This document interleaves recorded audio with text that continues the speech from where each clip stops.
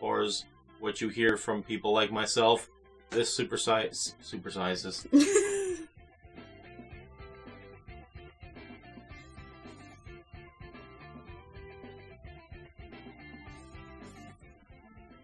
Hey guys, welcome back to the Junk Food Zombie channel. I have part 2 of my 3-part reloading safety series here for you.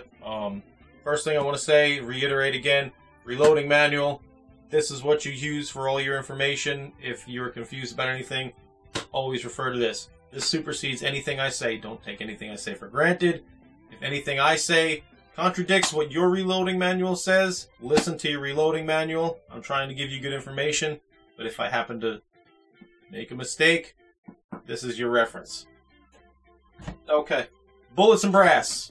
This will be a pretty quick one. Not much in the way of bullets as far as safety. You have your lead exposure issues, which I mentioned in the last video.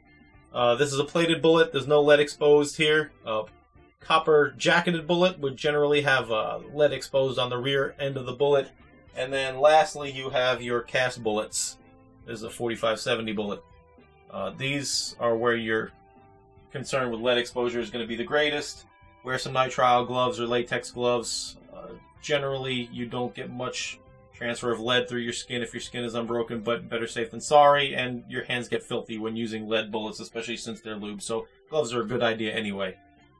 Other thing with bullets is your weight. Just take them and weigh a few of them when you first get them. If you get a box of bullets, say you're loading 9mm, and you bought a box of 115 grain, set your scale for 115 grains and throw one on there. Check it. Check 2 or 3, 4 of them. Make sure that they are actually the weight that they're labeled as. This is particularly important if you're loading lighter bullets, because say you bought 115 grain bullets and you're using a certain amount of powder. Lighter bullets generally tend to use a higher powder charge than your heavier bullets. So if you have 147 grain bullets in the box, but they're labeled 115 grain and you load a higher charge, that could exceed the maximum on a 147 grain bullet or a heavier bullet of whatever caliber you're using. And that's going to increase pressures dangerously so, and you don't want to lose these, as we've mentioned before. So just check a few bullets, make sure that the box was labeled properly and the right bullets are in there. Okay, bullets, that's about it. That's done. Brass. You want to inspect your brass. Look at it and feel it. Sometime between the point where you get your brass and you put that round in your gun, you'll want to inspect your brass. Preferably before you load it so that you're not throwing away full rounds. You want to check for splits. A lot of times you'll find splits that go sideways in the case. Or cracks anywhere. Sometimes you see small cracks. The splits aren't that long. Or in the mouth of the case. Bulges. If you see some weird bulges, those silly, not fully supported Glock chambers leave funky bulges.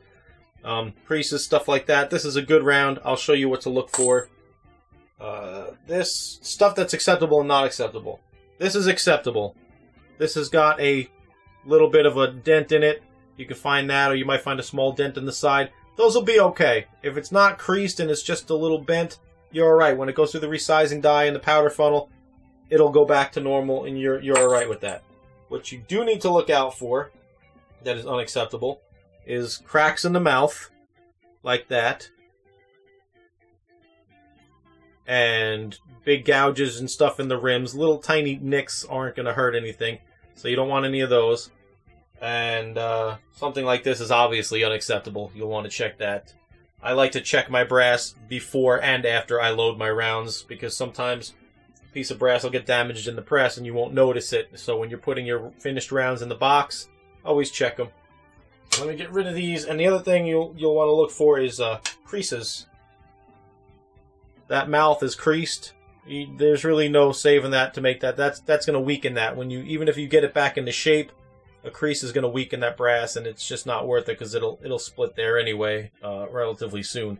So that's not good. And the best way to check for this stuff is just give it a spin, look at it, inspect it visually, and then I like to take my thumbnail and just spin the mouth of the case on my thumbnail.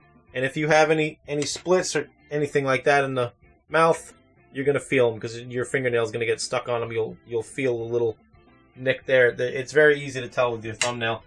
So looking at it visually using your thumbnail. Same thing down on the rim. You can spin the rim on your thumbnail if, you know, usually you can see if the rim is damaged badly enough for it to matter, you'll see it. But, you know, a quick inspection with your thumbnail and your eyeballs, and you're good to go.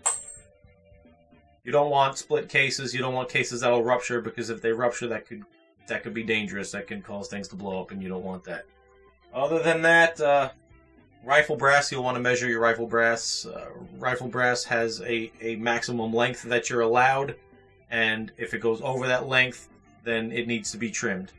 It has to do with head spacing and other issues, but you want it to be the proper length. In the book, it will tell you the maximum length, and there'll be a trim to length. You can take all of your brass that's too long and trim it down to that trim to length, because rifle brass does stretch over time over multiple firings. Pistol brass isn't really going to stretch. Some people will tell you it'll stretch, but you'd be hard-pressed to find cases in pistols that stretch. They just don't make that much pressure. Even 44 Magnum. You ever watch Fortune Cookie 45 LC? He's got 44 Magnums that he's loaded dozens of times, and they've not stretched at all over 20 years. So if you're worried about it, you can check your pistol brass, but your rifle brass is the thing you want to watch for stretching, because it will stretch. Other than that, guys, that's about it. That covers bullets and brass. There's not a whole lot to it. This is a short one. The next video is going to cover powders and primers, and that's going to be a little bit more elaborate and a little longer. So we'll catch you on the next one, guys. Be safe, and thank you for watching. I'll see you later. Bye.